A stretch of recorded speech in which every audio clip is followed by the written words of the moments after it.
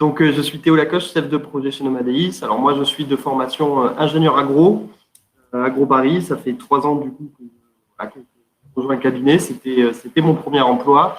Et au sein du cabinet, donc, on est une petite équipe. Et donc, je gère avec Apolline, d'ailleurs, tout ce qui a trait au recrutement. Donc, au recrutement des stagiaires, le recrutement aussi de l'équipe permanente, une partie de l'équipe permanente. Et voilà. Voilà un peu, moi, ce qui concerne. Et je suis donc avec Apolline aujourd'hui. Oui. Et du coup, moi, Apolline Boulard, donc moi, je suis diplômée de l'ESSEC depuis un an, enfin depuis maintenant un an. Et du coup, je suis également dans l'équipe RH et je suis arrivée donc chez Nomadis, pareil, directement après mon diplôme il y a un an. Voilà. Et là, du coup, aujourd'hui, on va vous présenter en plusieurs étapes. D'abord, le cabinet Nomadis, qui est-ce qu'on est, l'histoire et la création du cabinet. Ensuite, on va vous présenter quelques exemples de missions pour que vous puissiez avoir une idée de qu'est-ce que c'est que du conseil en environnement, en développement durable, au jour, qu'est-ce que ça ressemble. Et on finira sur les questions du recrutement, qui est-ce qu'on recrute en ce moment et comment ça se passe. Puis avec des questions-réponses, et ça, au fur et à mesure de la conférence, n'hésitez pas à en poser dans le chat, on pourra y répondre au fur et à mesure. Voilà. Donc je vais commencer donc à introduire Nomadeis rapidement, faire un rapide historique.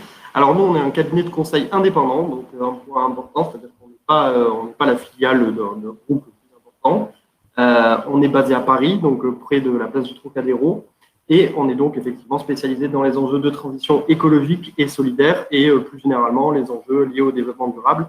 Alors nous, on est assez pionnier comme cabinet sur la thématique, puisqu'il a été fondé par 2 diplômés de l'ESSEC en 2002.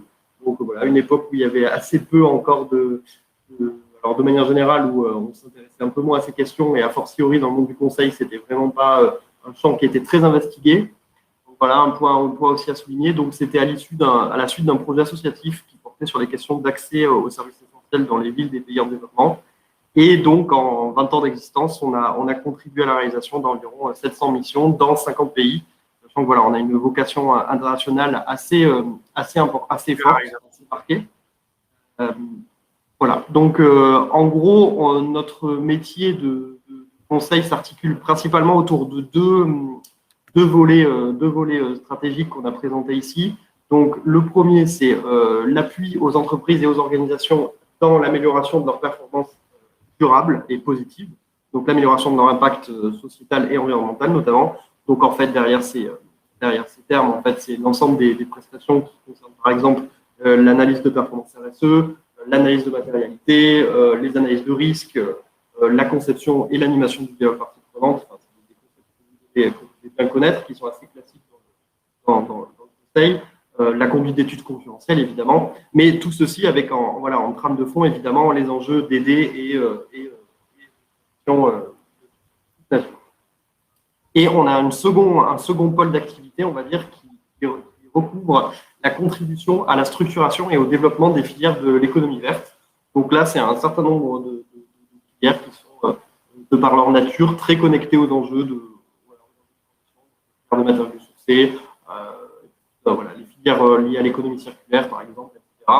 Et donc là, en termes d'exemples de prestations, donc on réalise à la fois des études de marché, des préfigurations d'offres innovantes, l'appui à la structuration de filières locales, parce qu'on travaille beaucoup avec des collectivités aussi. Un point important, donc je ne sais pas si on est prévu d'en parler, mais en termes de typologie de clients, nous on travaille à moitié pour le public et à moitié pour le privé. Donc ça, c'est un point assez intéressant à souligner. Donc à la différence de certains collectivités qui sont soit très focus sur les organisations privées, soit à l'inverse, plutôt avec des acteurs institutionnels. Nous, on est en fait à l'interface des deux, donc ça nous permet d'avoir une connaissance assez approfondie des différents échelons de compétences dans le public, mais aussi des enjeux liés à la transition pour les acteurs privés. Voilà, je sais peut-être que tu peux passer du coup, oui, Apolline, je vais passer à la suite. Et effectivement, du coup, pour rebondir sur ce que tu disais, avec cette question de la diversité des acteurs qu'on accompagne. Quand tu disais effectivement 55 ans, donc dans les avec des structures privées qui seront des fédérations professionnelles, des entreprises, des associations et des fondations, et des acteurs publics. Et là, auquel cas, ça peut être aussi bien des ministères, des collectivités territoriales, de l'échelon de la commune jusqu'à la région, et des agences de l'État. On travaille beaucoup avec l'ADEME, par exemple. Donc ça, du coup, c'est pour la question vraiment des clients qu'on accompagne aujourd'hui sur les différents types de missions. Et un point important aussi chez Nomadis, mais c'est l'équipe. Donc aujourd'hui, on est encore une PME, on est 24 consultants et consultantes, dynamiques, engagés, on a des profils complémentaires. Apolline, juste, Oui. Apolline, Oui, vas-y. je crois je crois qu'en fait, les slides ne passent pas. C'est-à-dire que là, on est toujours sur la 3e. Je ne sais pas si c'est normal. Peut-être que ça met un délai, parce que moi, je suis sur la 4. Alors, attends. Là, oui, on est toujours sur la présentation, sur le 1. Ouais. Alors. Je vais arrêter le partage et repartager. On va essayer ça. Je crois qu'il y avait un petit souci. Non, mais oui, voilà. Donc, en gros, pour Non, mais t'as raison, Apolline cherche les slides, donc on est une équipe là. Alors, on a une équipe de à peu près exactement 24 d'ailleurs, 24 consultants, voilà, consultantes et consultants. Sachant qu'en fait, on a un cabinet en assez forte croissance, puisque moi, quand je suis arrivé il y a encore 3 ans, on était une douzaine à peine, hein, donc on gagne, on va dire, à peu près 4 ou 5 collaboratrices et collaborateurs chaque année. Voilà, avec évidemment, différents statuts qui vont du chargé d'études au directeur de. Attends, Théo, quand tu tournes la tête. Parce que, ouais, il y a un son très mauvais. Ah, il ne faut pas que je tourne la tête. Quand tu tournes la tête, ouais, je pense qu'il faut surtout pas que tu bouges.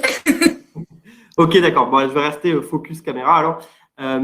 Et en fait, donc là, Apolline, tu as commencé à en parler un peu, mais effectivement, on a 3 types de profils, on va dire, au sein du cabinet. Donc, des profils qui sont plutôt, je pense, des profils qui vont ensemble là d'ailleurs, donc plutôt sciences de gestion, école de commerce. Des profils plutôt comme le mien, donc ingénieur généraliste, ingénieur spécialisé en sciences de l'environnement, et des profils enfin qui sont plutôt Sciences Po, sciences politiques.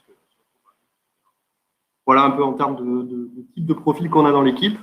Alors, je passe à la slide suivante. Et donc, oui. La slide suivante qui n'est à nouveau pas passée, donc elle arrive. Non, c'est artisanal, quoi. Il faut sélectionner les slides. Ouais. C'est ça, bon, on y va. Voilà, on y est. Là, du coup, c'était pour présenter un peu nos parcours. Donc, je te laisse commencer, Théo. Oui, donc je me suis déjà un peu présenté tout à l'heure, mais donc en termes, peut-être ce qui vous intéresse plus, c'est de savoir un peu concrètement ce que je fais dans le cabinet, et voilà, Apolline va faire de même pour un peu vous illustrer la diversité et l'intérêt des différentes missions du cabinet. Donc, moi, voilà, au sein du cabinet, je travaille principalement sur les 5 thématiques qui sont renseignées ici. Donc, la transition énergétique et écologique du secteur de la construction, à la fois en métropole, mais aussi dans les outre-mer français, donc Mayotte, Réunion, avec des enjeux du fait du climat spécifique qui sont évidemment très différents pour le secteur de la construction. Les sujets de bioéconomie, avec voilà, les différentes études de marché des filières des matériaux biosourcés, par exemple. La transition écologique et énergétique dans les outre-mer, mais aussi les sujets de transition solidaire dans les outre-mer, d'ailleurs. Là, en ce moment, je fais une mission relative à l'étude informelle, de l'économie informelle, à Mayotte. Je travaille aussi beaucoup sur les sujets de RSE, donc qui doivent un peu plus vous parler, et de mesures de la performance durable. Donc, dans le cadre de travaux qu'on fait avec l'Institut d'économie positive, qui est un think tank fondé par Jacques Attali. Et je travaille aussi sur tous les sujets de réalisation de bilan carbone, de stratégie carbone et de diagnostic de gaz à effet de serre. On va en reparler un peu plus en détail tout à l'heure. Voilà, et du coup, ben voilà, moi je suis analyste en ce moment chez Nomadis, donc diplômée de l'ESSEC. Je suis aussi à côté animatrice de la fresque du climat. Je ne sais pas si certains et certaines connaissent l'exercice qui commence à bien se diffuser aujourd'hui, mais dans l'idée, c'est un exercice de 3 heures qui permet de sensibiliser et de former aux enjeux du climat et de comprendre les causes et conséquences du changement climatique. Et donc, moi, aujourd'hui, chez Nomadis, j'ai été amenée à travailler tout de suite sur des questions de transition énergétique à travers les questions de rénovation notamment et de précarité énergétique. Donc, je ne sais pas si c'est une notion qui vous parle plus ou moins, mais la précarité énergétique, ça concerne tous les ménages et les personnes qui ont des problèmes pour se chauffer dans leur logement avec des factures d'énergie trop importantes. Donc, ce qui est à la fois un enjeu social et environnemental. Donc, la question, c'est comment accompagner ces personnes-là. Et donc là, c'était de faire un bilan sur ce qui a été fait pour lutter contre la précarité énergétique depuis 10 ans. En parallèle de ça, je suis aussi sur les thématiques de bioéconomie et de matériaux biosourcés, notamment moi, sur la filière du lin. Et en termes vraiment d'outils, il y a beaucoup de missions qui s'apparentent à de l'accompagnement d'acteurs, de l'animation d'ateliers, de concertation d'acteurs et l'élaboration de feuilles de route. Voilà. Et donc, ça vous donne un peu une idée, là, en un an déjà, les missions auxquelles j'ai pu participer dans le cabinet. Et donc, on va en profiter pour vous donner des exemples, du coup, des missions qu'on réalise et après, pouvoir faire un focus sur certaines d'entre elles. Ah, ça marche, là. Yes, j'ai vu. Miracle. Oui, donc alors. Voilà, on fait une liste de missions. Oui, une petite liste. Alors, une petite liste non exhaustive de missions que vous pouvez d'ailleurs, c'est les missions qui sont présentées sur notre fiche de poste.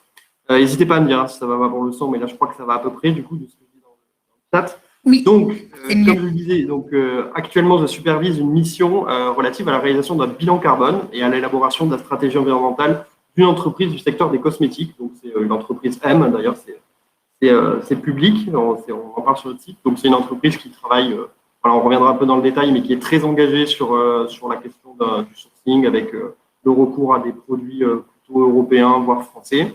Et donc, nous, on les accompagne dans l'élaboration de leur stratégie environnementale sur ce sujet. Donc, voilà, vous connaissez, je pense, bien la méthode bilan carbone, parce qu'il y a une collègue qui m'a indiqué que, contrairement à ce que je croyais initialement, il n'y a pas du tout que des écoles de commerce parmi les personnes qui écoutent. Donc, je corrige. Voilà, c'est quelque chose qui vous parle, et puis même de toute façon, d'école de commerce, seulement aussi les bilans carbone.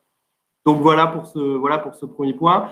Ensuite, donc, j'en ai aussi parlé tout à l'heure. Donc, je supervise une mission relative à la réalisation d'une étude sur l'économie informelle à Mayotte. Alors, Mayotte, c'est un territoire du sud-ouest, de la zone sud-ouest de l'océan Indien, pour ceux qui ne connaissent pas, qui est confronté à des enjeux socio-économiques assez marqués.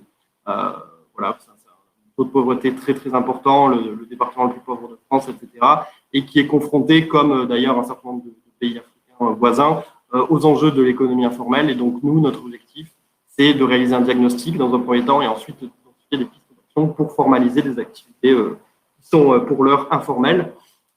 Donc, c'est une mission qui n'a pas forcément de lien très direct avec les sujets de transition écologique. Là, on est plutôt vraiment sur des questions de transition solidaire. Voilà, donc, on ne fait pas non plus que on traite évidemment tout le temps de questions en lien avec le développement durable, mais ce n'est pas systématiquement centré sur les sujets environnementaux exclusivement. Ensuite, donc, on a d'autres missions, là, cette fois un peu plus en lien avec les aspects de RSE, RSO. Tous les ans, en fait, on contribue au traitement et à l'analyse de données relatives à la mesure de la positivité des pays de l'OCDE. En fait, on analyse un peu leurs résultats en termes de performance positive, donc c'est-à-dire de performance sur le plan des infrastructures, de l'inclusion, de la justice sociale, de l'environnement, etc. Et on en ressort des analyses croisées pour voir un peu comment se débrouille la France, etc. Et d'ailleurs d'autres pays européens. Donc, là aussi, on le fait en lien avec l'Institut d'économie positive, une tank de Jacques Attali. Et puis, ça nous arrive aussi de faire des missions qui sont un peu plus à dimension, un peu, on va dire, quasi exploratoire, un peu sociologique ou philosophique. On avait rédigé une note donc, pour un acteur majeur, un acteur énergéticien de premier plan français qui voulait un peu se renseigner sur l'urgence climatique et sur cette notion d'urgence climatique. Comment est-ce qu'on l'appréhende? Quels sont les enjeux associés à cette notion? Comment les différentes parties prenantes, et puis, à la fois la société civile, mais aussi les associations, etc., l'appréhendent. Voilà, des sujets qui sont parfois pas forcément très techniques et qui nécessitent plutôt, pour le coup, du recul, des connaissances en sciences politiques, en philosophie d'environnement, etc. Donc ça, Apolline en a parlé de la mission sur l'accompagnement de l'ONPE, donc je ne reviens pas forcément dessus. On réalise aussi, là aussi, toujours en Outre-mer, plusieurs benchmarks sur le sujet de la démocratie participative et de l'éducation à la jeunesse. Donc on a notamment fait une mission sur ce sujet à La Réunion. Là aussi, voilà, une mission complètement centrée sur les thématiques de transition solidaire. Et puis, ça nous arrive aussi de faire des études un peu plus techniques pour le coup. Là, donc, on a donné l'exemple mais Apolline en a parlé aussi, donc conduite d'une étude de marché pour le développement d'un nouveau matériau biocomposite à base de fibres de lin. Voilà, Apolline, je crois que tu peux revenir dessus, sauf erreur. Oui, exactement. Oui, donc voilà, donc je te laisserai détailler. Et enfin, donc, on réalise aussi beaucoup d'enquêtes, donc des enquêtes quantiques. C'est par exemple Nomadeis qui a réalisé la première enquête mondiale sur le sujet du rapport des jeunes vis-à-vis de la transition écologique. Donc, c'était une enquête à portée mondiale et qui avait donné des résultats assez intéressants. Et là, bon, là, c'est une étude à échelle un peu plus réduite, hein, mais qui portait sur l'utilisation de matériaux biosourcés par les artisans du secteur de la construction en PACA, notamment. Voilà pour ces exemples de missions. Et donc, Apolline, est-ce que tu... Eh bien, j'ai essayé de partager, mais ça n'a pas changé de slide. J'arrive. Ah si, ça a changé, mais trop tard. Ah bah ça, je vais revenir. Hop. Voilà, c'est pour que tu puisses du coup revenir en détail effectivement sur M, la mission, qu'est-ce qui s'y passe en ce moment. Parfait, merci beaucoup. Alors donc M, j'en ai déjà un peu parlé. Donc l'idée, c'est il y a deux choses. Hein, donc l'objectif de la mission, c'est d'accompagner les équipes dans l'élaboration de leur stratégie de réduction, mais aussi de compensation de leurs émissions. Voilà, donc pour vous situer un peu le contexte, en gros, c'est une entreprise assez petite et très engagée et en forte croissance qui vraiment souhaite avoir un sourcing responsable, donc français dans la mesure du possible, et quand il n'est pas français, qu'il soit quand même à minima labellisé, etc. Et l'idée, c'est d'arriver à faire un bilan de carbone, donc c'est-à-dire en fait un bilan des émissions. En fait, ça correspond à la réalisation, dans un premier temps, d'une sorte d'audit carbone, d'un certain nombre de données d'activité. On est allé interroger les fournisseurs, on va interroger les collaboratrices qui sont notamment responsables de tout l'aspect produit. Et puis ensuite, on insère toutes ces données dans un tableur qui va nous donner l'équivalent, la quantité de CO2 ou d'équivalent gaz à effet de serre, qui est équivalent CO2, qui vont être générés du fait des activités de l'entreprise. L'idée, c'est à la fin d'arriver à conseiller l'entreprise sur les stratégies de réduction les plus optimales. Est-ce qu'on leur conseille, par exemple, de changer de fournisseur, de recourir, par exemple, à de pousser certains produits qui sont moins polluants que d'autres, par exemple. Donc voilà, c'est un peu le type de démarche qu'on va mettre en place. Et puis, on les conseille aussi sur d'éventuelles stratégies de compensation. Évidemment, après avoir fait tout ce qu'il était possible de faire sur le volet plutôt réduction, qui doit être le volet prioritaire pour éviter tout washing. Et voilà, en gros, un peu ce qu'on peut dire sur M. On pourra y revenir évidemment dans le détail, mais on pensait que c'était important effectivement de vous faire un focus sur une mission qui est pour le coup plutôt technique qu'on mène en ce moment. Et je vais laisser du coup pour compléter pour compléter du coup avec une autre mission sur laquelle je travaille moi en ce moment. Donc là, c'est l'étude de marché dont on vous parlait tout à l'heure sur le développement d'un nouveau matériau à base de fibres de lin. Donc, par exemple, là, c'est vraiment un type d'étude où on est sur un outil classique d'étude de marché, mais vraiment sur un enjeu de transition écologique et solidaire. Parce que la question des matériaux, donc là, notamment en construction, c'est la question de leur impact carbone. Et dès qu'on peut avoir une partie du matériau qui est biosourcé, on réduit l'utilisation de ressources, on réduit l'empreinte écologique derrière. Et en l'occurrence, là, on réduit également toute l'empreinte liée au transport, puisqu'on est sur une production beaucoup plus locale. Donc, nous, l'enjeu derrière, c'est d'accompagner un groupe d'acteurs européens qui essaie de soutenir le développement de ce matériau pour identifier quels vont être les marchés porteurs et comment l'impact environnemental pourrait être réduit. Et donc, pour ça, les outils et les méthodes avec lesquels on travaille, donc il y a d'abord une étude assez large de quels sont les marchés potentiels, une étude de ces marchés, de la valeur qui est associée, du contexte réglementaire. Ensuite, un diagnostic stratégique, donc quels sont les acteurs qui sont dessus, quelles sont les chaînes de valeur, quels vont être les indicateurs économiques pertinents à aller analyser, pour ensuite accompagner le consortium du début à la fin dans la conception d'une stratégie d'accès au marché pour les prochaines années. Donc là, encore une fois, c'est des enjeux c'est des outils qui sont assez classiques d'un métier de consultant, mais du coup, nous, qu'on va systématiquement utiliser sur des questions de transition écologique et solidaire. Et il faut savoir que chez Nomadis, les matériaux biosourcés, c'est un sujet sur lequel on travaille depuis assez longtemps, beaucoup dans la construction, mais il y a aussi d'autres applications là qu'on peut voir de plus en plus. Et donc, c'est un sujet sur lequel on est reconnu et donc régulièrement sollicité. Voilà, donc ça, c'était pour vous donner un peu des idées de missions de manière générale sur lesquelles on travaille, sachant que il n'y a pas de mission, on va dire type, c'est toujours un peu ce qu'on dit chez Nomadis, c'est qu'on a plein de missions différentes en parallèle et en fait, chacun d'entre nous est mobilisé sur plusieurs missions. En ce moment, je suis sur 5 missions, je crois que Théo, t'en es sur même plus que ça, apparemment, on est plus senior dans l'entreprise, ce qui permet de croiser beaucoup de thématiques et nous de rester une équipe très pluridisciplinaire sur tous ces sujets-là. Voilà, du coup, pour cette partie-là. Et du coup, on voulait vous proposer maintenant de regarder le processus de recrutement chez Nomadis, parce qu'en ce moment, on recrute encore des chargés d'études, donc pour des stages de 6 mois à partir de septembre. Donc, Théo, je te laisse présenter cette partie-là. Je vois qu'il y a eu de nouveau des problèmes de son, donc je vais te laisser éventuellement compléter. Je vais aller à l'essentiel. Mais l'idée, c'est qu'on est effectivement en attente de profils qui soient assez polyvalents, donc comme vient de le dire Apolline. C'est-à-dire qu'évidemment qu'il y a une orientation, on va dire, une affectation, je veux dire, qui est faite en fonction de vos compétences, de vos appétences, etc. Si vous êtes Sciences Po, on ne va pas d'emblée vous mettre sur un sujet d'audit carbone ou, évidemment, il y aura une formation en amont. Et de notre côté, si on vous demande de faire un discours sur la francophonie, on va plutôt aller chercher des Sciences Po, à l'inverse. Donc, on est évidemment sur cette logique-là. En revanche, on attend des personnes qu'elles soient vraiment en mesure de s'intéresser à tout et de comprendre assez rapidement les enjeux techniques d'un sujet. Donc, ça peut être les enjeux réglementaires, d'ordre réglementaire, d'ordre politique, d'ordre technique au sens scientifique, on va dire aussi, qui peut se poser.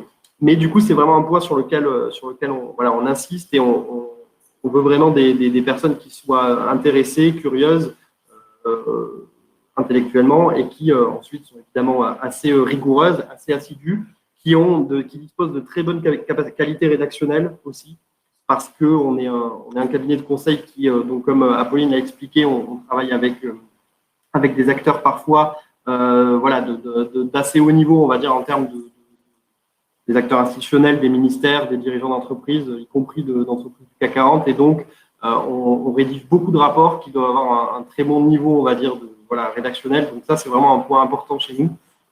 Et puis en plus, c'est quand même l'essentiel de notre temps, c'est d'écrire des mails, des rapports. Donc même les PowerPoint, évidemment, il faut qu'ils soient très soignés. Du coup, ça, c'est un point sur lequel on insiste aussi.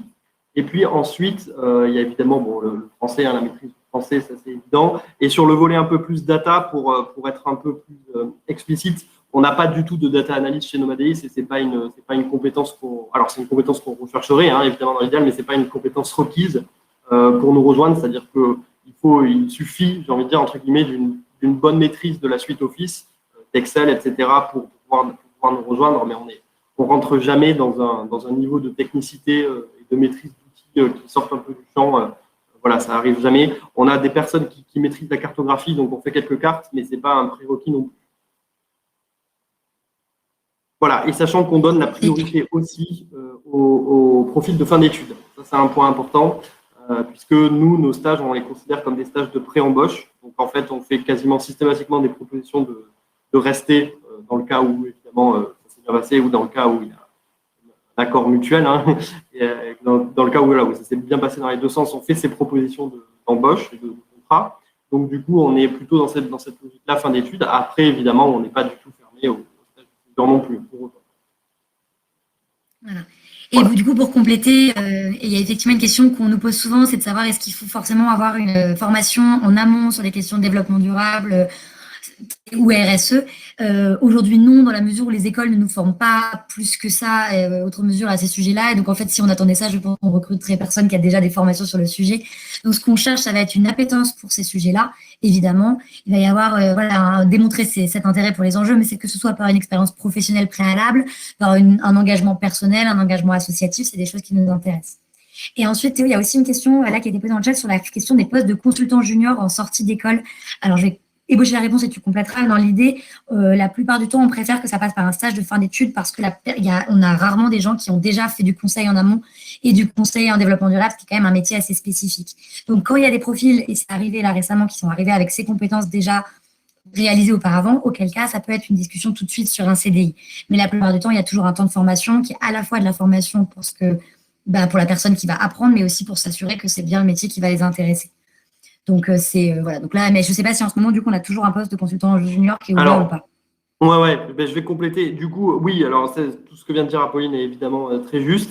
Moi, par exemple, je suis rentré, je n'avais pas d'expérience ni dans le conseil, et je suis rentré directement dans l'équipe permanente. J'avais fait un stage au ministère de l'économie, donc avec des skills, on va dire, un peu proches, mais pas équivalents. Donc, on n'est pas du tout fermé à l'idée de recruter directement en tant que consultant junior. C'est vrai que là, on a beaucoup recruté récemment sur le créneau junior et qu'on est plutôt à la recherche de profils un peu plus seniors pour le coup. Mais on est tout le temps, en fait, on gêne pas nos recrutements, nous. Donc, il n'y a pas de… Voilà, on peut vous confirmer qu'on étudiera dans tous les cas vos candidatures. Et du coup, question de Timothée, est-ce qu'on a plus de précisions sur les missions confiées lors du stage? En fait, les missions confiées lors du stage sont les mêmes qu'à n'importe qui rejoint Nomadis, c'est-à-dire qu'il n'y a pas de mission stagiaire qui serait un café photocopieuse. C'est pas du tout l'enjeu et ça paraît assez logique, mais dans l'idée, c'est comme tout le monde, c'est-à-dire que très vite, on arrive au début. Les missions un peu classiques quand on commence, c'est d'affaire. Il y a beaucoup de recherches documentaires, rédaction de contexte réglementaire, donc qu'est-ce qui se passe aujourd'hui, qui sont les acteurs, quels sont les grands enjeux, la rédaction de notes de synthèse également, mais tous les stagiaires qui sont chez nous font partie de l'équipe à part entière, participent à la vie d'équipe, participent aux efforts commerciaux également, et participent aux séminaires d'équipe par exemple. Donc c'est vraiment comme des membres de l'équipe classique, c'est juste qu'en général ils sont sur un petit peu moins de missions en parallèle, parce qu'au début il faut le temps de pouvoir s'adapter et rentrer dans l'équipe, et il y a évidemment un peu plus d'encadrement pour les personnes qui arrivent chez nous pour la formation au début, mais sinon sur les missions il n'y a pas de distinction particulière dessus. Alors, je ne sais pas si tu veux compléter sur ça, Théo. Non, là, c'était très bien répondu.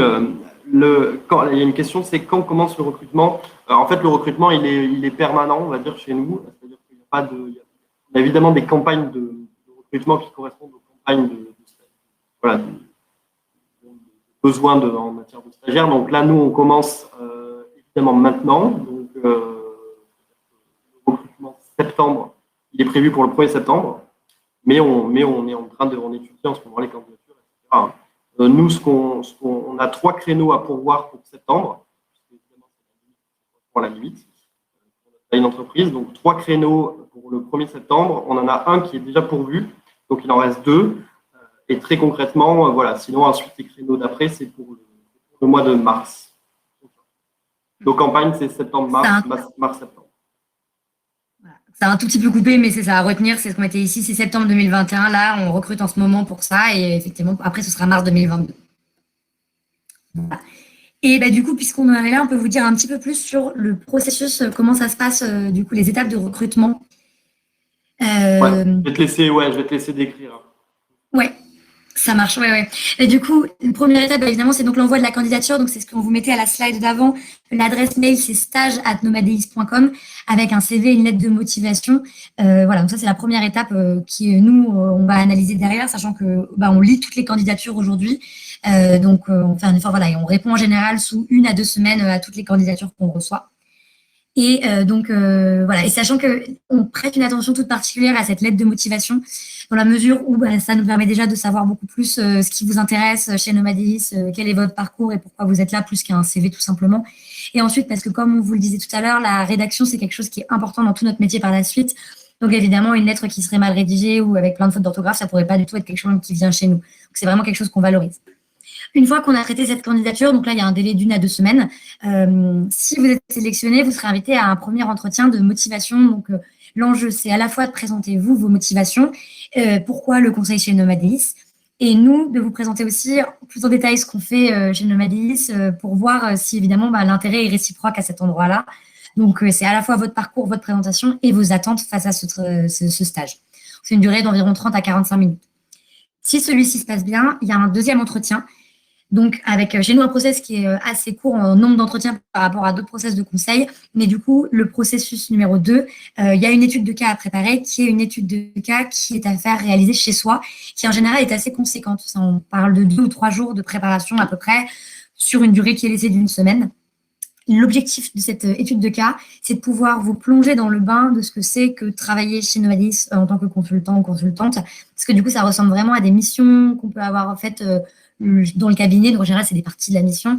Et vous présentez cette étude de cas, vous réalisez un PowerPoint et une note de synthèse que vous viendrez ensuite présenter devant un chef de projet qui travaille sur ce sujet-là chez Nomadis et en général Théo ou quelqu'un d'autre de l'équipe RH qui est sur ce sujet-là. Là, c'est une durée un peu plus longue d'1 heure, voire 1 heure et demie.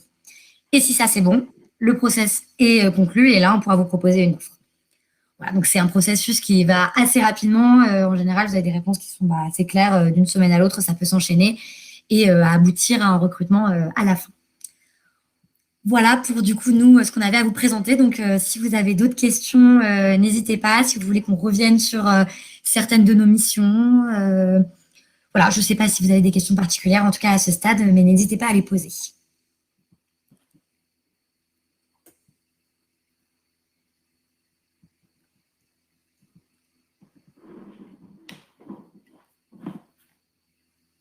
Je ne sais pas si tu vois davantage de questions dans le chat, la Théo, ou si c'est… Non, justement, c'est ce que j'allais dire, c'est que je pense qu'elles ont été posées au fil de l'eau. Ah, merci. Avez-vous un exemple de ce que vous faites au quotidien?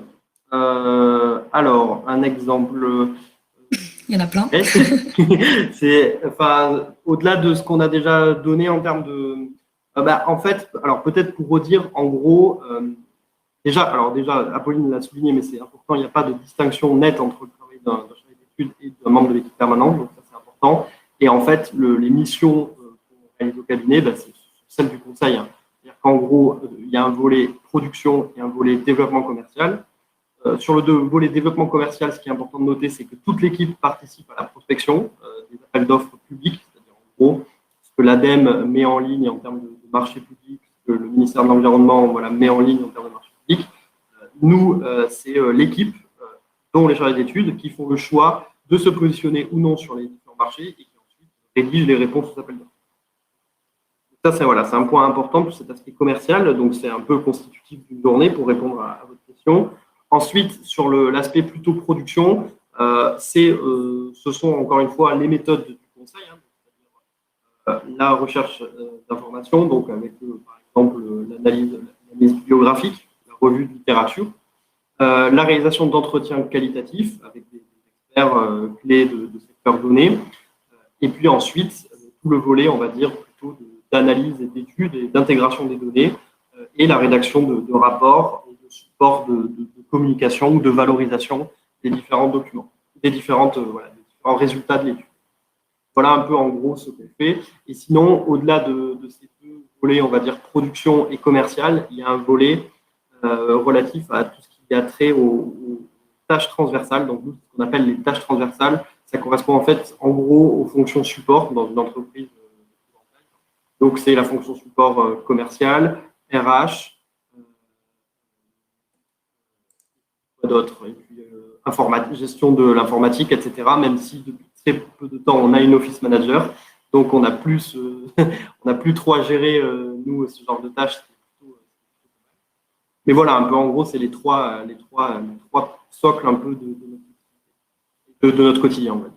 Oui, tout à fait. Pour compléter, c'est vrai que définir une journée type, c'est toujours un peu compliqué parce que comme on est sur beaucoup de missions en parallèle et qu'en fait, selon les missions, on mobilise des outils différents et en plus, selon l'état d'avancement de la mission, on est sur des choses différentes. Mais là, par exemple, moi, la journée type aujourd'hui, ce matin, j'ai la rédaction d'un rapport final sur une mission. Ensuite, il y a des réunions du coup pour faire un point d'avancement avec le client sur une autre mission. Et je terminerai probablement la journée par une partie recrutement, du coup analyse de candidature à ce niveau-là. Donc c'est vraiment en général, il faut être super autonome et avoir envie de switcher régulièrement d'un sujet à l'autre parce que c'est la manière dont on travaille beaucoup et sur lesquels on n'est jamais 5 jours de la semaine sur un même sujet. Enfin, ça n'arrive jamais. Et alors, petite question de Lisa, est-ce qu'on a commencé par un stage chez Nomadis? Moi, oui, je suis arrivée en mai l'année dernière et du coup, je suis passée en CDI à partir d'octobre. Et Théo, en revanche, non. Voilà. Donc, ça dépend vraiment des profils. Et aujourd'hui, on a, selon les gens, il y en a qui ont commencé par un stage tout de suite. Moi, c'était mon cas. J'avais des expériences professionnelles auparavant, mais j'avais pas du tout d'expérience en conseil, ni vraiment en lien avec les enjeux de l'environnement directement. C'était une appétence que j'avais, mais sur le plan associatif et personnel. Donc, du coup, j'avais effectivement envie de me former d'abord pour y rentrer. Donc, c'était aussi l'enjeu de commencer par un stage, d'être sûr que c'était un choix qui m'allait pour mon premier job.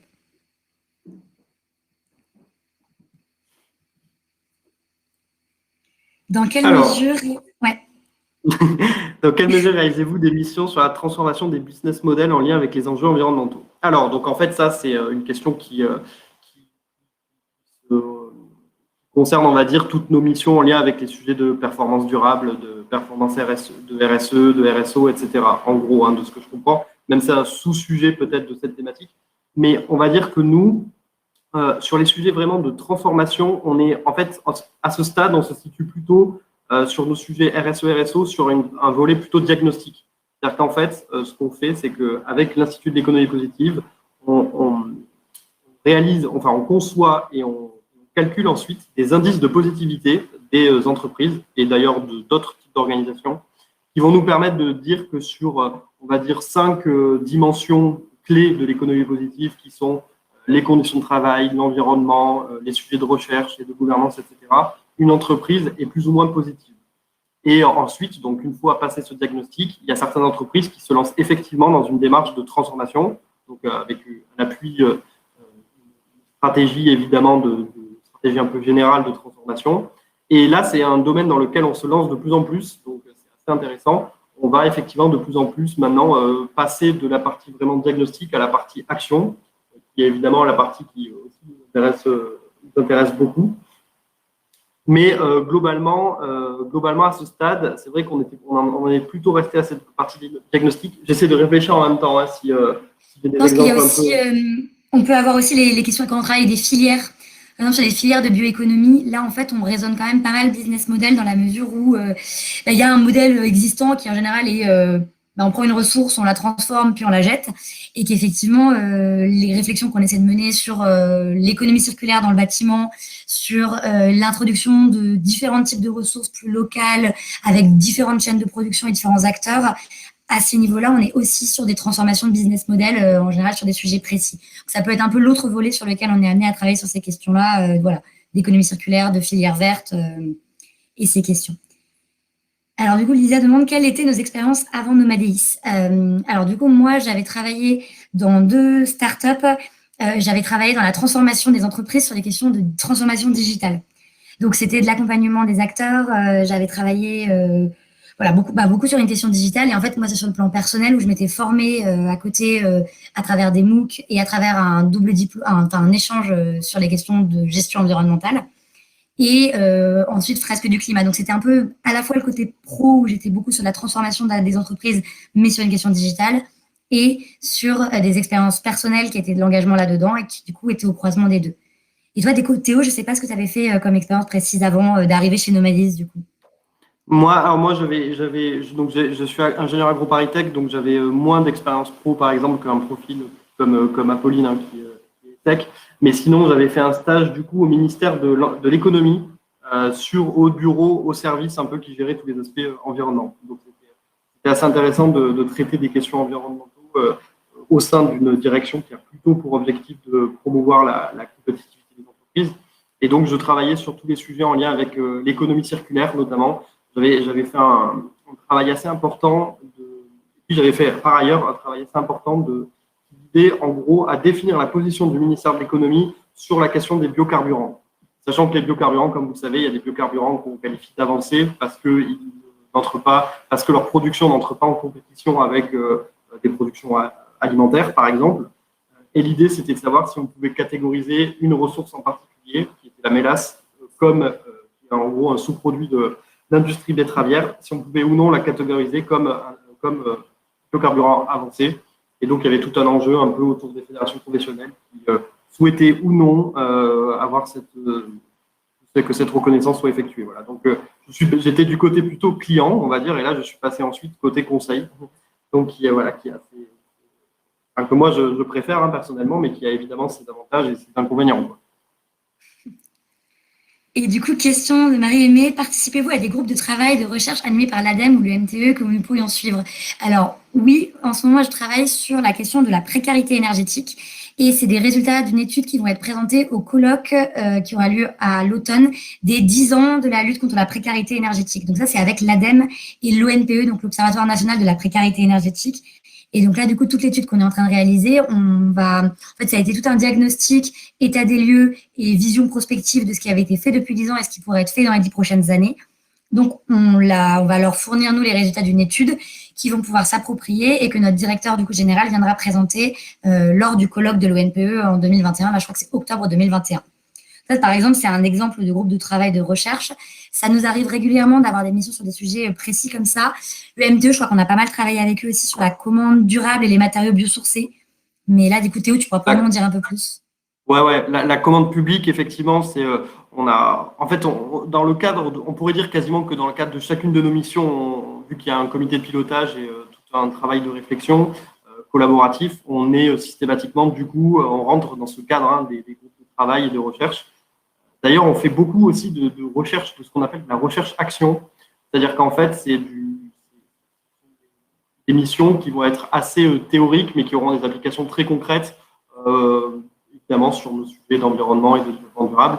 Et par exemple, alors là, c'était une mission très concrète, pour le coup, pour le MTES, qui visait à rédiger un guide juridique à destination des maîtres d'ouvrage publics, donc en gros les clients constructeurs publics, donc ceux qui construisent des écoles, les maires, etc., pour qu'ils intègrent plus de matériaux biosourcés dans leur projet de construction. Et donc là, on avait fait toute une réflexion qui était d'ailleurs interdirection ministérielle, en gros, avec à la fois le ministère de l'Environnement, de l'Agriculture, de l'économie, etc. Et là, on avait par exemple fait un groupe de travail à cette occasion, et plusieurs ateliers de travail. Mais en revanche, du coup, pour répondre à la deuxième partie de la question sur est-ce que nous pourrions suivre, pas forcément. Alors nous, on travaille beaucoup, si vous voulez voir des infos qui datent un peu, on a travaillé en collaboration avec Construction 21, qui est un média social sur la construction durable. Et donc, on avait fait certaines interventions, certains éditos, etc. Sinon, on n'est pas encore extrêmement présent dans le débat public, on peut dire. Ça, je pense, on n'est pas, voilà, vous ne pouvez pas nous retrouver sur certaines prises de position, etc. Nous, il faut savoir que sur l'objet social de Nomadeis, c'est vraiment l'amélioration de la connaissance. Donc, on se situe vraiment dans une démarche un peu de neutralité et de prise de distance par rapport aux prises de position, etc. Notamment, nous, on est vraiment dans une logique d'objectivité, etc. Et donc, on revendique un peu apolitique, même si évidemment, rien n'est apolitique. Pas nous, on n'est pas très engagés, mais on est, voilà pour vous répondre. Après, sachant que sur notre site internet, il y a une section actualité où il y a des exemples de rapports qu'on a produits. Donc, il y a des publications qui, en général, les rapports ont vocation à être publics derrière, mais exactement, c'est un positionnement. Alors, ouais, on apporte beaucoup de connaissances, de diagnostics aux différents acteurs. Avec plaisir. Est-ce que vous avez encore d'autres questions ou est-ce que du coup, merci pour ces échanges concrets. Même nous, ça nous fait revoir pas mal de missions, pas mal de sujets différents.